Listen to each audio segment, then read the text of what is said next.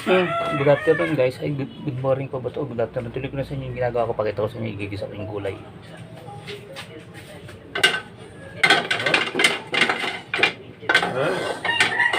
Heat up the fire. Yan. Okay, buksan nyo na po ang kalan. Tapos, guys, nasabi ko sa inyo, diba? Magluluto ako ng gulay.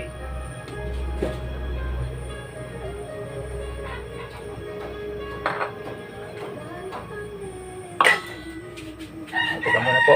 Hala. Mga guys, tuloy ko na pala. Kumuha ko ng mantika. Wala pala ako mantika kanina. Paano ko magigisa? Ito po. Habang nagigisa, nakasalang ang sinaing. Ay, hindi nyo makita dyan. Nakaista ng ano ko. Ito po. Nakasalang sinaing. Kasi nakaistan lang. Walang camera man. Ayan. Ay, painin na siya. Ayan. Isa po. Unahin muna ang bigay ko na mantika, bawang. Ayan. Bawang muna po. Tapos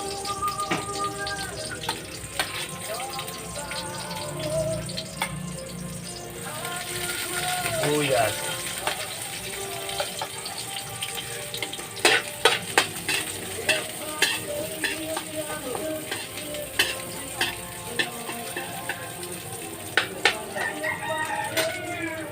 Mga guys, pag nagigisa po kayo, huwag po masyadong malakas ang apoy kasi parang hindi po nasusulog yung bawang nyo, yung alala-alala lang po. Hindi rin sobrang hina, yung katamtaman lang. Tapos kamatis.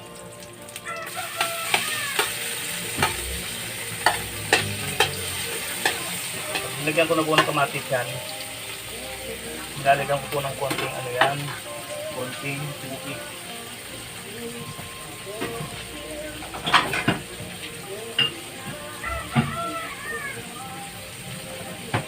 Po, konting tubig. Ayan o.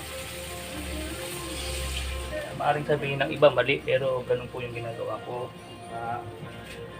Po, para po ano, tapos medyo hinaan nyo yung apoy. Pag kumulo na, hinaan nyo ng mahina para po malabog yung kamatis. Kasi pag diretso nyo po sa mantika, ginisa-gisa nyo, hinintay nyo sa mantika, talsikat, tumatalsikik, matilamsik. Kaya nilalabog ko muna sa tubig. Yan, pag kumulo na kung ganyan, ito ibibigyan nyo sa apoy para kumulo yung konting tubig. Para lumambot lang ang kamatis. Tapos, hinaan nyo apoy.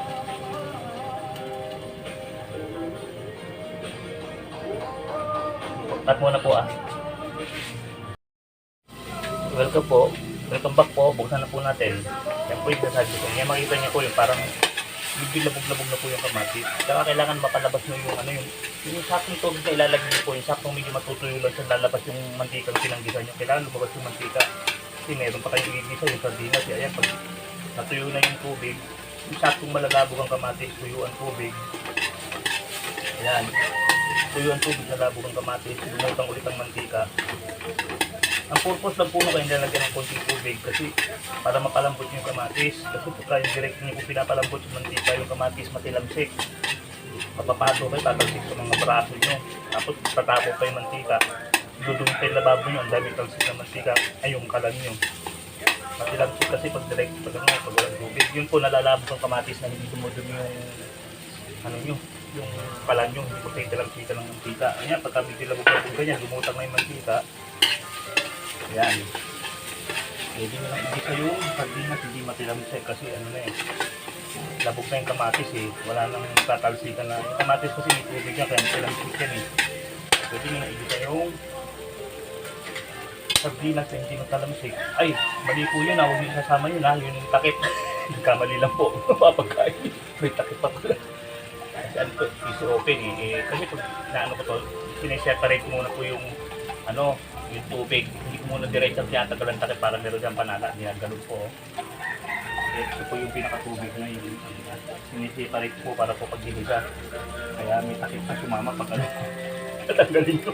Pagkagat ng kumakain. Ba't ang tigas ito? May kasama po pala takip. Yun. Talastas lang po yun. Ayan. Ngayon, gigisa niyo po.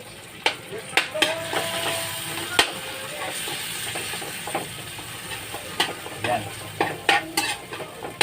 Ako po pag nagigisa po ng mas prefer ko kung gumamit yung maikling yung sandok. Ayoko po ng mahaba. Mas gusto ko yung maikli lang. Gusto nga, kutsara lang po ginagamit ko eh. Ewan ko.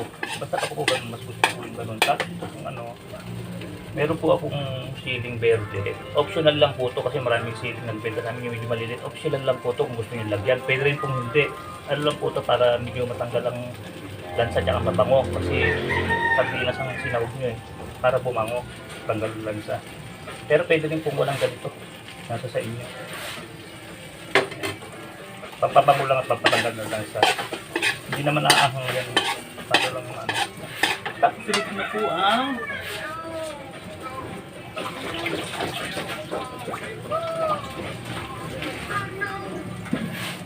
pechay.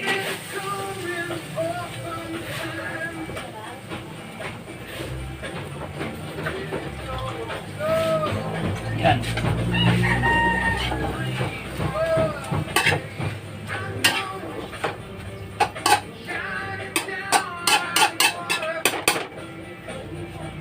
This pause for a while. Commercial muna po. Kasi may inip kayo, hintay natin para palamutin natin ng konti yung pechay. Kabak po ang rice. Tuloy na po natin. Tuloy na po natin yung upo. Yan. Luin na po natin ng konti. Yan. Halo-halo na po natin. Ilagay na po natin yung sabaw ng sardinas na pinubigan ko ng konti para magiging niya rin. Tapos nilagay ko na po dyan yung bechin, paminta, nagrog at saka para po isang na lang, hindi na yung paano pa dyan na pag nilagay sama-sama na po sila, gano'n ang ginagawa ko. Sa tinubigan ko ng bahagya para hindi masyadong marami sabaw kasi magtutubig pa yung yung pechay na yan eh. Kasi konti lang po yun, para lumabnaw ng konti yung yung masyadong malapot yung sarsa ng sardinas eh. Ayan. Tapos, pag namulo na po yan, takpan lang po. Tapos hinaan nyo apoy para hinaan lang po ang apoy para usunti lang. Tapos kumulo na yan, dire-diretso na yan. Tapos pagkatapos nyan, susunod ko na po yung piprito na ako ng isda. Ito na siguro papakita sa inyo yan. Ito po. Tapos, ready na po dito yung aking ipapaksiw. Sunod-sunod na yun. Pila-pila sila. Ipapaksiw po. Yung isda, ang pito. Mga nakapila na yan eh. Parang mga sila. Pila-pila. Saing po. Nakapagsaing na ako. Ito na yung sinaing ko. Na yung sinain ko po dito, mga doon, nakikinig kami yung mga asawa ko, nagbabantay-bantay, salamat sa Diyos, medyo maganda na pakaramdam na, siya nagbantay muna sa tindahan, maraming salamat sa Panginoon. Ayun, nagsasaws. Nakakilos ako, kamo, nagluluto ako nagtitinda, ang hirap eh. Biglang merong pamili pa, biglang mo iiwanan yung kalan. Siyempre, papatayin ko muna, baka masulog. Yung anak ko naman, nag-ano naman, kasi nag-YouTube din yun, nag-edit naman ng inaano niyang, yung games sa computer. Nag-ano rin po kasi nag-upload rin siya ng mga, kaya lang yung niya, upload niya yung tungkol sa games. Nag-edit siya, kaya hindi ko rin ma-istorbo kahapon. Buti ngayon, nandun siya nakaupo, nagbabantay.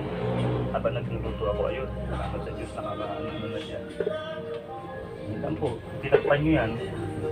Pagka hindi ko pero sa inyo sa apoy para kumukulo naman. Tapos pag luwas na nakita nyo kung kumukulo na, hinaan nyo po apoy para hindi bigla.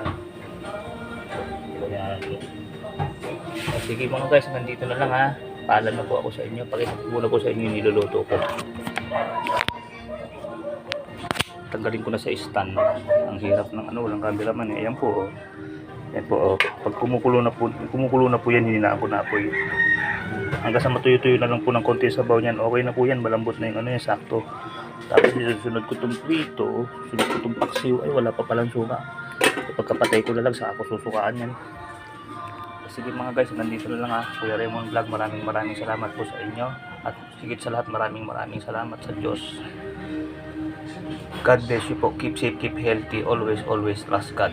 Maraming salamat sa Diyos. Bye bye po. Thank you for watching.